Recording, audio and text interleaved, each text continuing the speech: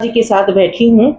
आप इस चैप्टर को जरूर देखिए। ये अध्याय है कि भारतवर्ष में ब्राह्मण समाज अपने काम को किस तरह कर रहा है और सनातन के लिए काम कर रहा है। हमारी जो मांसाहारी प्रवृत्ति बनती जा रही है उसको रोकने के लिए काम कर रहा है। आपने ब्राह्मण भवन की जो स्थापना की, क्या सोच के की और क्यों की, इसकी जानकारी अगर आप लोगों तक पहुंचाना चाहे तो उसके बारे में बताएं। जी मैडम, नमस्कार। मैडम, यह बहुत अच्छा सवाल है आपका।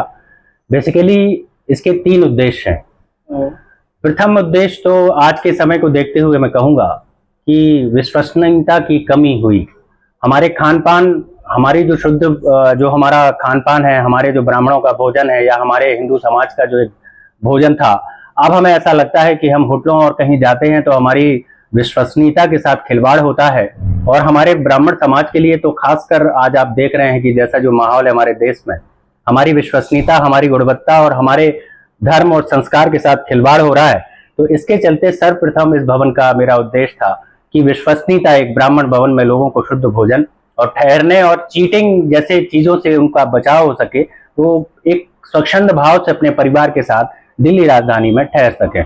इसका दूसरा एक प्रमुख उद्देश्य है कि सेवा आप कहीं से भी शुरू कर सकते हो। इसका मेरा प्रथम उद्देश्य यही रहा है कि लोग कहते हैं कि सेवा के लिए एक स्थान की आवश्यकता होती है। मैं समझता हूं कि आप अपने व्यापार से ही सेवा की शुरुआत कर सकते हैं। तो मैंने अपने ही एक होटल को भवन के रूप में कन्वर्ट करके वहां से ही अपनी सेवा शुरू की है।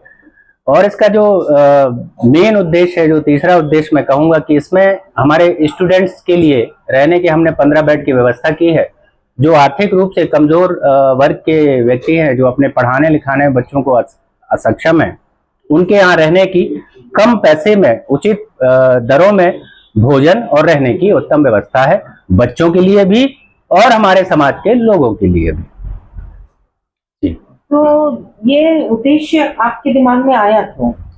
बेसिकली मैडम, जब मैं दिल्ली आया आज से 20 साल पहले, तो मैंने ये चीज फील की। जब मैं यहाँ रहने के लिए एक आवास देख रहा था, तो आवास देखने के साथ साथ एक और चीज सामने आई, जो ये आई कि आपको हम जानते नहीं, आपको हम पहचानते नहीं, आप कोई गारंटर लाइए जिसके तहत हम आपको यहाँ रूम दे सकते हैं।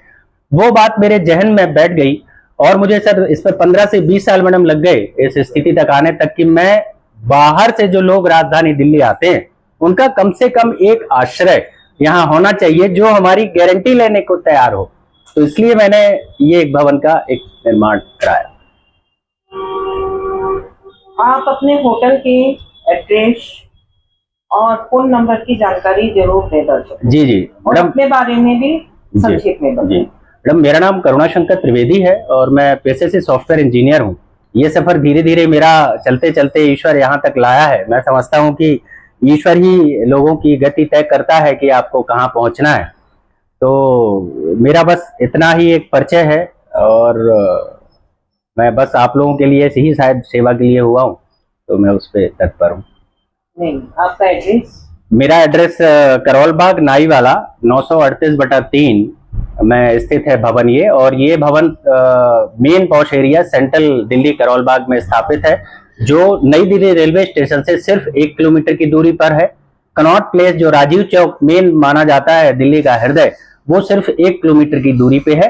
तो आपको आने जाने में, कन्वेंस लेने में, रात में आने में, दिन में आने में आपको सारी सहूलियत विद्यमान है। एम्बेसियां भी नजदीक है, इंडिया गेट भी नजदीक है।